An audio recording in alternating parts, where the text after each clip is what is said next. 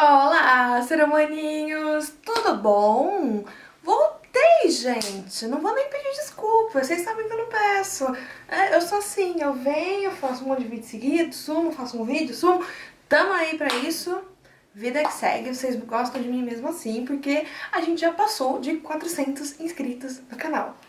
Empolgante. Então, hoje tá meio diferente, não sei se vocês perceberam. Hoje eu tô de pé, né? Eu sempre gravo sentadinha, mas eu resolvi testar, fazer uma coisa diferente. Eu vou ver como é que fica o vídeo comigo de pé. Se eu gostar, eu faço sempre de pé, se não, eu volto a fazer os vídeos sentadinha. Nós não tem padrão mesmo, tamo aí pra isso. O vídeo de hoje vai ser sobre isso aqui.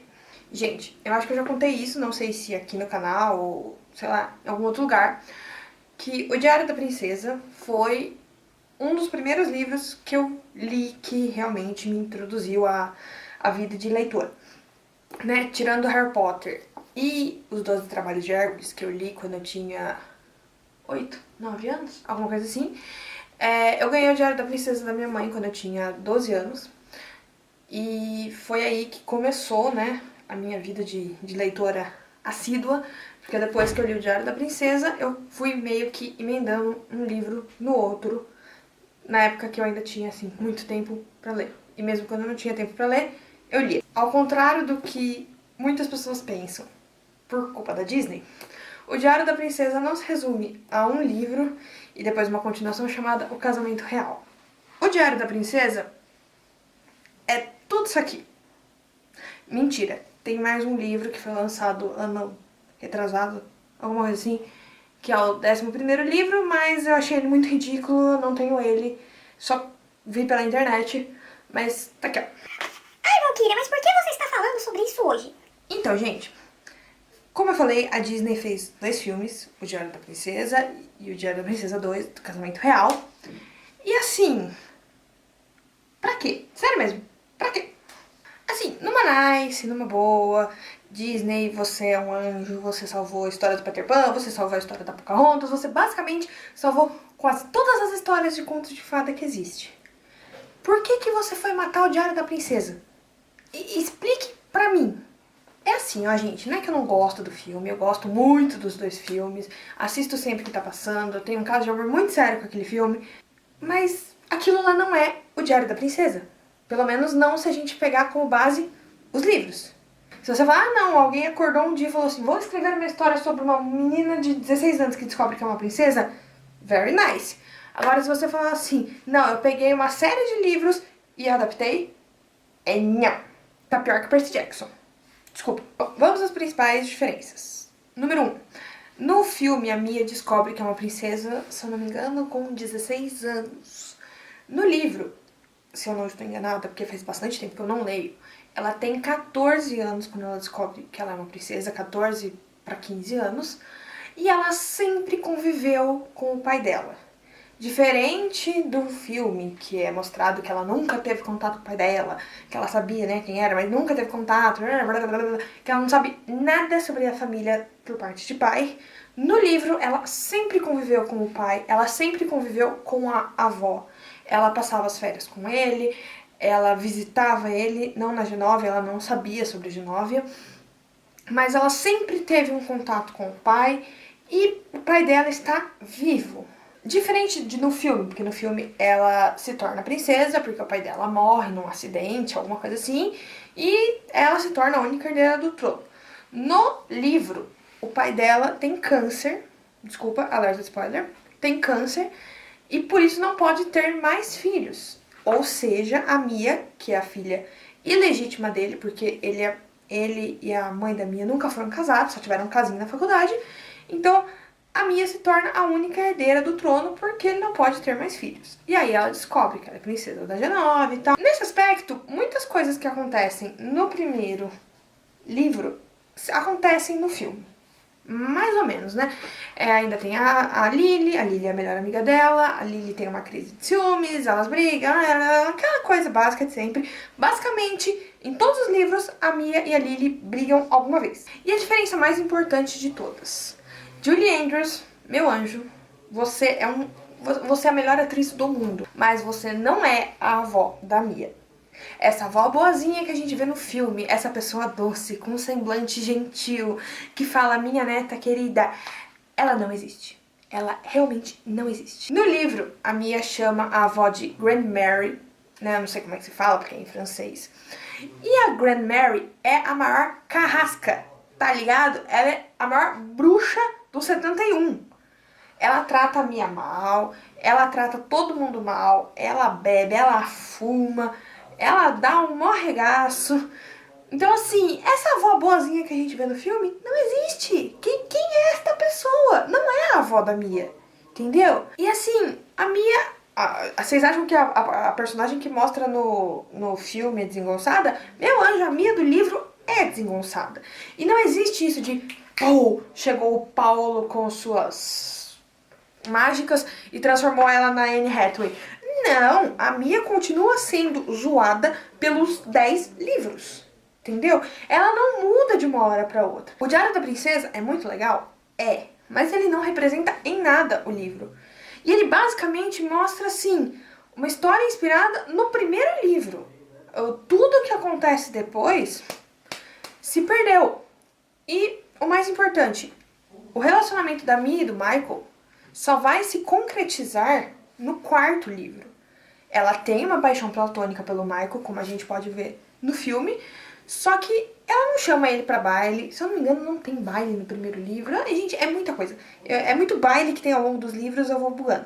Ela não chama o Michael pra ir no baile. Ele não vai no baile. Eu acho que, assim, a única coisa realmente de bom que a Disney fez foi aquela cena deles dois no jardim. Porque aquela cena, ela acaba com a pouca estrutura emocional que eu tenho.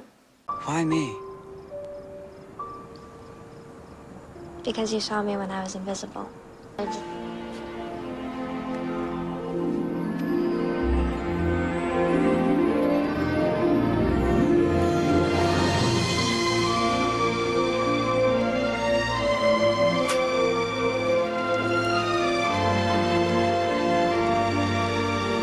E a Valkyria faz o quê? Morri. Mas assim, realmente, basicamente, essa é a única contribuição realmente boa que o filme traz pro livro. Tem a cena do Josh beijando a Mia, e a imprensa, e a Lana, enfim. Essas coisas tem. Não exatamente da mesma forma que acontecem no filme, mas elas têm. E o Diário da Princesa 2, né, o filme Diário da Princesa 2, ele é uma invenção, uma alucinação totalmente da cabeça de algum roteirista louco. Por quê? A Mia e o Michael ficam juntos, né?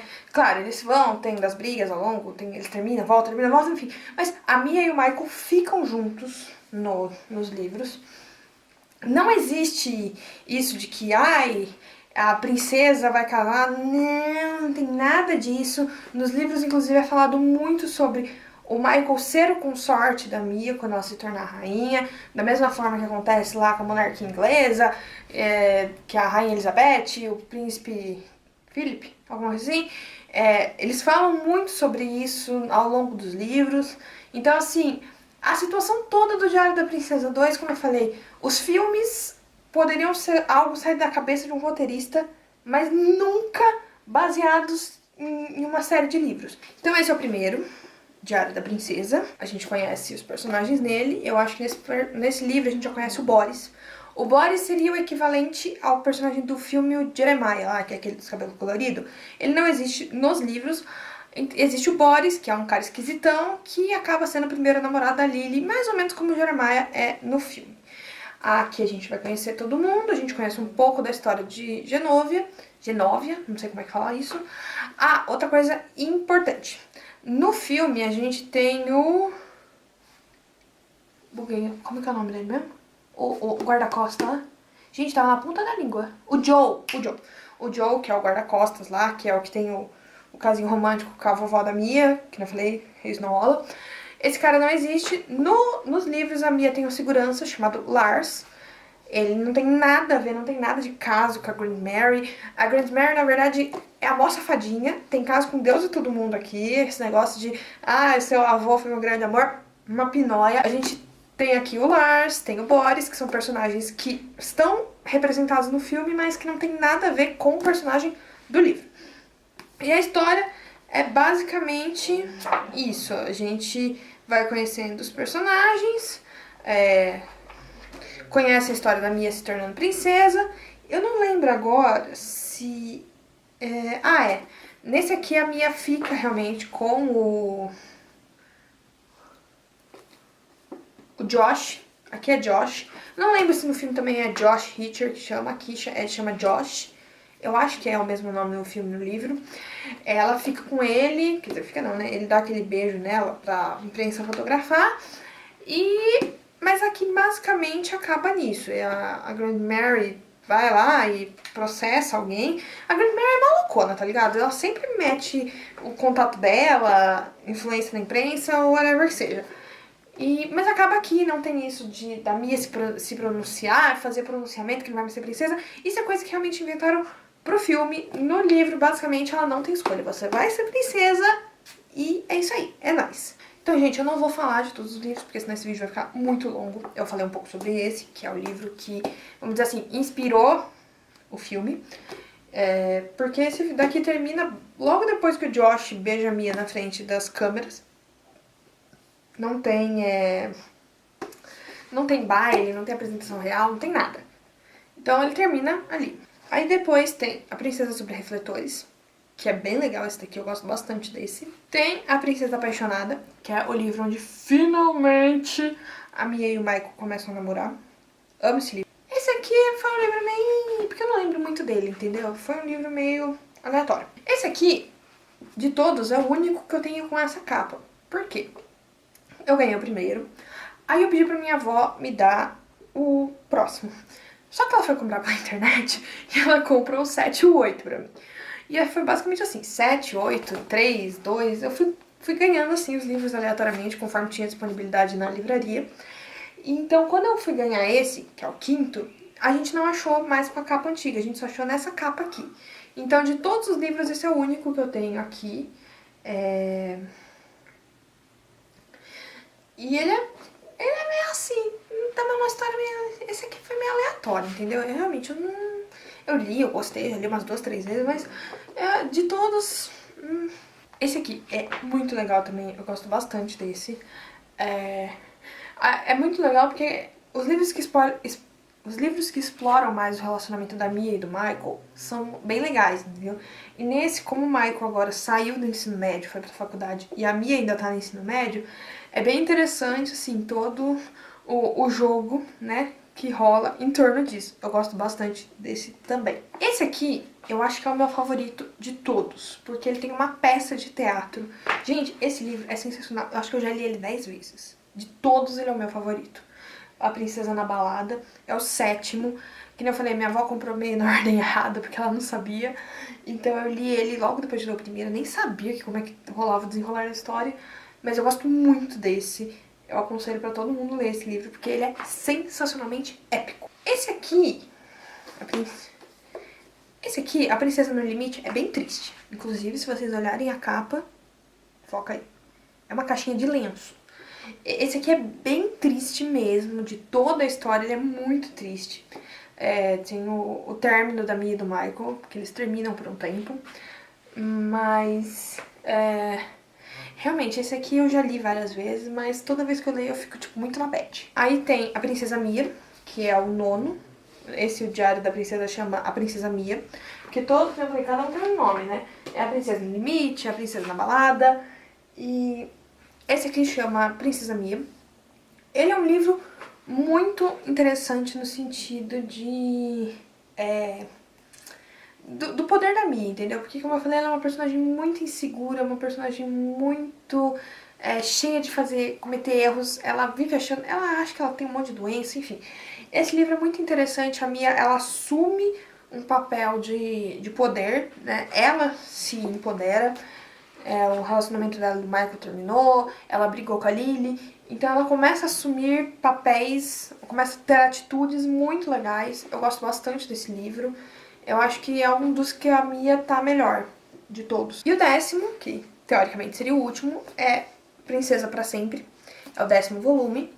Também é muito legal. Eu acho que de todos, eu acho que ele é o mais grosso de todos. É quase, eu acho que o Princesa na Balada é um pouquinho menor, mas esse livro também é muito legal. Ele é a conclusão de tudo, de todas as histórias, ele amarra todas as pontas.